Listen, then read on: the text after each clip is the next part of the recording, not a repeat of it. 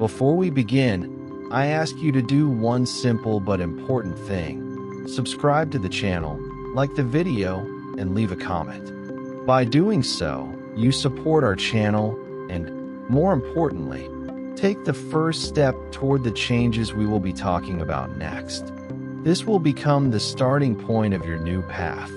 Today I want to explain why it is so difficult to change your life, even when you sincerely want those changes.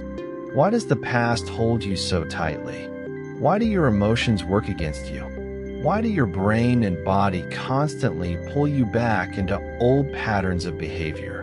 The answers to these questions will help you see that within every person there is an enormous power to influence their own future, and that this power is much closer than it seems. Let's start with the morning. Imagine that you wake up, open your eyes, and before you have done anything, your brain begins replaying yesterday's thoughts. And usually these are not thoughts about dreams or inspiration, but about problems. It is important to understand that problems are not just words or images. They are entire networks of memories deeply embedded in your brain. Every memory is connected to a person, a place, or a situation. It is wired into neural connections and reinforced by emotions. Your brain is like a massive archive where every event from the past is recorded not only mentally, but chemically. And every morning, when you remember your problems, you bring this archive back to life.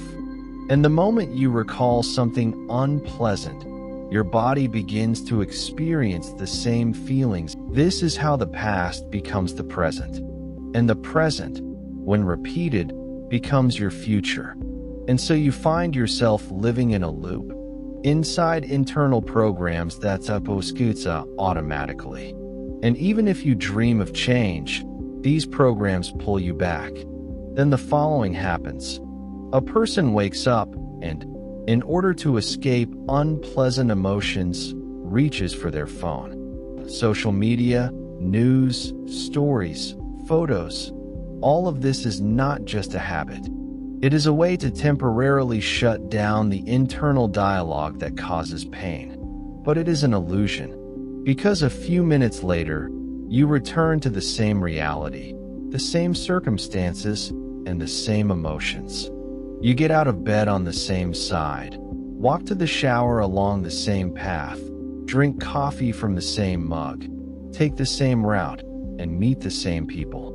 All of these actions reinforce your automatic reactions. This is how the program you run day after day is formed. It becomes more than a habit. It becomes your way of life. And here is the key idea. No one is keeping you in this program except yourself. There is no external force limiting you. Everything is happening at the subconscious level. By the age of 35, 95% of your behavior consists of automatic reactions, emotions, habits, beliefs, thoughts, and patterns of perception. All of this is like computer code running without your involvement. Only 5% of your consciousness is left for deliberate decisions, desires, and dreams. And so you say, I want to change. But the body, programmed over many years, responds, no, I am used to feeling this way. When you learn to be present here and now, rather than wandering through memories, you begin to take control of your life. You start working surgically, changing internal structures, emotions, and reactions. And this changes destiny. But most people wait for a crisis. They wait for pain. They wait for an event that forces them to move. They live in anticipation of something bad because they are used to it. But why wait for tragedy to change your life? Why wait until life brings you to your knees? You do not need a crisis to begin changing. You can learn to manage your own state. Joy, inspiration, confidence, calm. Many people spend 70% of their energy on internal struggle, fears, expecting the worst, comparing themselves to others, anxiety, memories. They live in survival mode.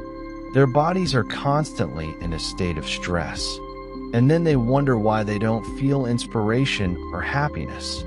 But if you live in the past, you destroy your future. You limit yourself at a deep level, even at the level of your own abilities and potential. Understand this. The body never experiences anxiety on its own. It needs a trigger, a thought. And when you repeat the same anxious thought again and again, the body becomes accustomed to it. It begins to crave the same emotion, like an addiction. That is why many people are addicted to negative emotions. It feels to them as if without those emotions they feel nothing at all. They keep confirming their state, their identity. I am poor, I am But here is the key point. When you decide to let go of these emotions, the body sabotages you. It resists. It brings up old feelings. It says, "This is familiar to me." And here is the most important truth. Your mind must become stronger than your body. When the body begins to dictate your emotions, you lose freedom. But when you say, "No," you begin to take control back. And this is where the restoration of power begins. Most people are afraid of the unknown because it is uncertain. But the unknown is exactly the space where something new can be created. The best way to predict your future is to create it yourself. Not to wait for it to happen, but to create it. Ask yourself, what kind of person do I want to be? What emotions do I want to feel? How do I want to respond to the world? What do I want my day to look like? Close your eyes and imagine it. The brain does not distinguish between reality and imagination. It sends the same signals to the body. This is how you create an internal state that becomes the foundation of a new future. But people are used to waiting for external events to bring them happiness, waiting for success to feel confident, waiting for love to feel whole, waiting for wealth to feel abundance. This is the old cause and effect model. When it happens, then I'll feel it. In the new model, everything is reversed. I feel it now, and then I create what I want. You become confident when you decide to be confident. You become worthy when you choose that state. You stop being a victim when If 90% of your thoughts each day are the same thoughts you had yesterday, you are creating the same life. The same reactions, the same actions, the same emotions. That is exactly why metacognition, the ability to observe yourself, is so important. When you see your emotional patterns, you can change them. When you see your thoughts, you can replace them. When you see your reactions, you can reprogram the body. When you create new thoughts, the body begins to create new emotions. And if you repeat this long enough, the new state becomes your new normal. But to plant a new garden, you must first clear the soil, remove the weeds. The same applies here. To allow a new state to enter, you must let go of the old one. Otherwise, it will not allow new growth to take root. If you do not have a clear vision of the future, your life becomes predictable. You go to the same places, interact with the same people, take the same actions, think the same thoughts. Your entire environment influences your emotions. Every interaction creates an emotional response, and every emotion forms. If it is difficult for you to let go of old emotions, start with meditation.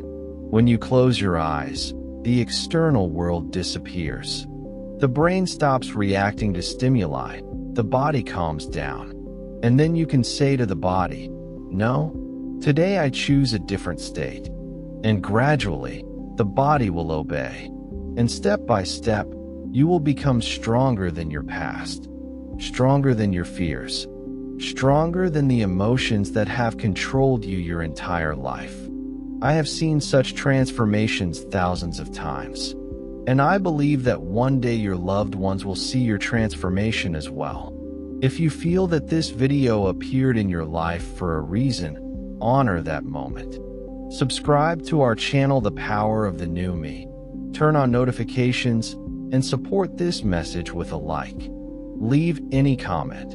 Your interaction strengthens this energetic exchange and helps this video reach those who truly need it right now. Thank you for being here on this journey.